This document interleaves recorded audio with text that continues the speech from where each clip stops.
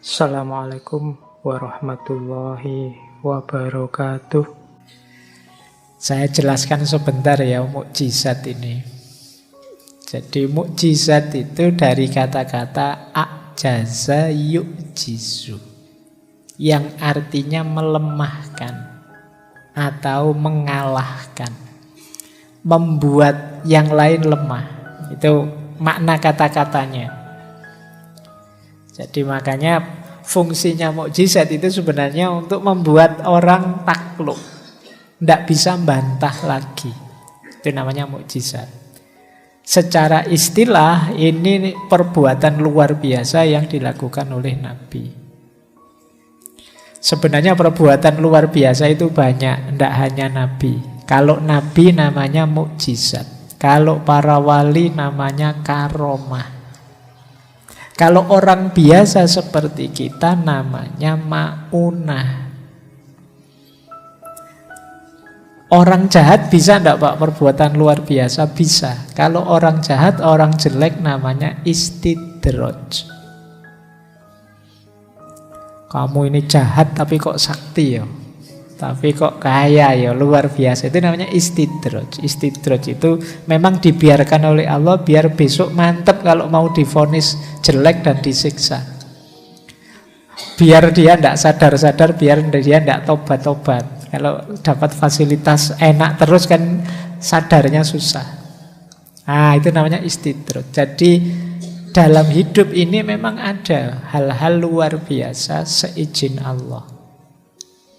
Nah, belakangan ini kan banyak narasi-narasi yang mempersuasi kita untuk enggak ada itu, enggak masuk akal itu. Ya kalau masuk akal namanya bukan mukjizat.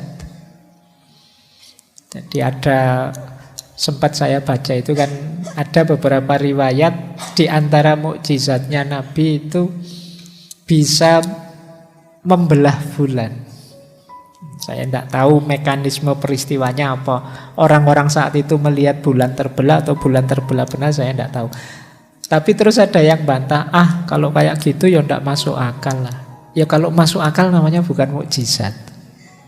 Orang akan menyebutnya biasa saja kayak gitu itu. Jadi mukjizat itu ya memang sesuatu yang luar biasa, tidak masuk akal. Sumbernya Allah, tidak bisa dinalar. Biasanya tiba-tiba, tidak dirancang.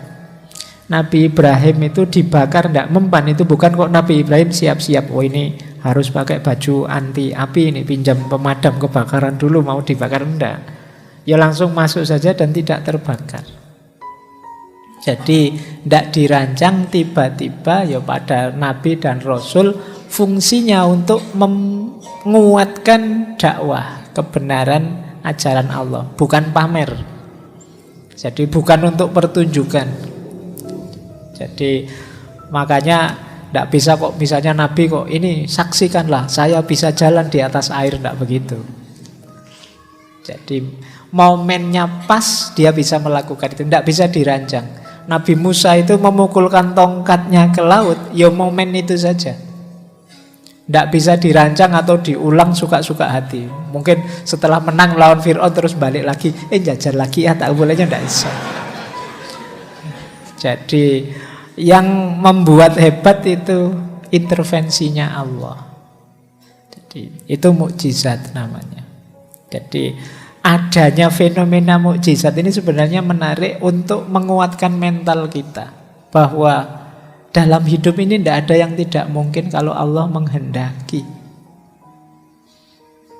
Jadi kenapa masih ada mukjizat, masih ada karomah, masih ada ma'unah? Siapa tahu bi'aunillah, dengan pertolongannya Allah, saya yang harusnya sudah DO semester lalu bisa selamat ternyata. Loh, itu namanya ma'unah. Wong saya orang biasa ya dapat. Tapi saya itu rodo Pak. Hidup saya kacau, sholatnya bolong-bolong, kurang ngajar, dosa saya banyak. Apa bisa dapat itu? Ya bisa, asal mau tobat. Kalau tidak mau tobat apa bisa? Bisa sih, kadang-kadang ada istidraj. Jadi sama Allah dibiarkan begitu. Dikasih fasilitas enak terus, meskipun kita jahat, meskipun kita banyak dosanya. Biar apa? Biar kita tidak tobat-tobat. Jadi nanti biar Allah menghukumnya mantep. Tidak pakai ragu-ragu, kamu sudah jelas dosamu banyak, mau tidak tobat. Jadi ini mukjizat, senjatanya para nabi, yang paling mudah untuk meyakinkan orang bahwa beliau-beliau ini nabi itu mukjizat. Manusia itu kan kalau cuma diceramai kan ya sulit, tapi begitu dikasih pertunjukan yang hebat-hebat kan terus kagum, takluk. Nah, oke. Itu kenapa kemarin kan kasusnya Gus itu kan luar biasa rame viral. Kamu kan kagum, heran awalnya. Manusia mudah terpengaruh yang begitu-begitu. Nah, ini dijadikan pintu masuk agar orang mengakui, terus baru ajaran masuk. Ini mukjizat. Jadi ini senjata utamanya para nabi. Yang kedua apa? Senjatanya wahyu. Ini juga sama. Wahyu itu juga pemberian Allah. Isinya petunjuk, pengetahuan, wawasan secara langsung. Nanti ada istilah wahyu, ilham, taklim. Kalau wahyu itu dari Allah kepada para nabi, para rasul. Kalau yang untuk kita yang manusia biasa namanya ilham. Jadi manusia itu kadang-kadang kan kalian tiba-tiba kok ada rasanya kok ndak enak ya. Ternyata benar, setelah itu ada peristiwa ndak enak. Ini jenis ilham. Mau berangkat ke kampus kok rasanya berat ya, ada apa ya. Sudahlah aku ndak berangkat, bener tahu dan terus ternyata misalnya. Itu bisa jadi sejenis isyarat petunjuk dari Allah. Kalau untuk kita namanya ilham. Kita yang orang biasa. Orang Jawa menyebutnya wangsit. Nah, nyari wangsit dulu nyari ilham. Kalau Nabi namanya wahyu. Nah, kalau kita yang mengupayakan sendiri pengetahuan, tidak berharap dapat ilham, saya apa, orang kayak saya apa, ya bisa Pak dapat ilham. Pengetahuan yang sama bisa kita kejar lewat taklim namanya, belajar. Kayak malam hari ini kita belajar, itu kan mengejar pengetahuan.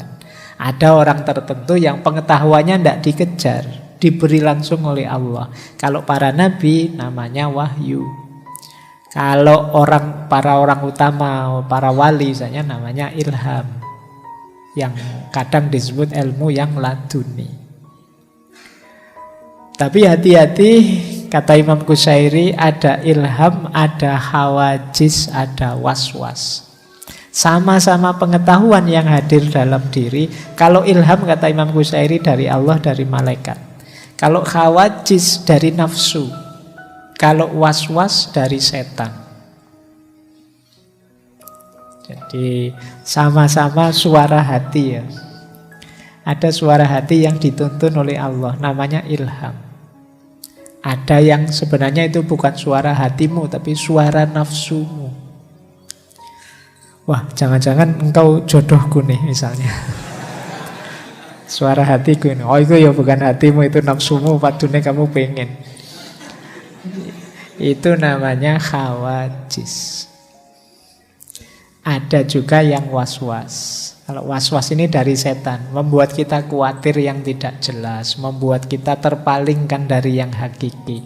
Itu namanya was-was. Jadi tidak selalu suara hatimu itu menyuarakan kebenaran. Kadang-kadang yang isinya menyuarakan nafsu atau dikacaukan oleh was-wasnya setan. Nah, jadi argumen bahwa, Pak ini suara hati saya loh Pak. Ya suara hatimu yang bagian mana dulu? Kalau bagian nafsu ya isinya ambisi, nafsu, keinginanmu sendiri sebenarnya. Bukan ilham dari Allah. Nah, kalau para nabi dapat itu namanya wahyu. Nah, ini senjata selanjutnya dari Allah untuk para nabi. Selain mukjizat ada wahyu. Oke, untuk malam hari ini saya cukupkan sekian dulu. Mohon maaf kalau ada yang kurang berkenan, mungkin 1-2 kekurangan apa, mohon dimaklumi. Kalau ada kekhilafan, kealpaan yang teman-teman ngerti benernya seperti apa, ya silahkan disampaikan. Kurang lebihnya mohon maaf. Wallahul muwaffiq, wallahu a'lam bissawab. Wassalamualaikum warahmatullahi wabarakatuh.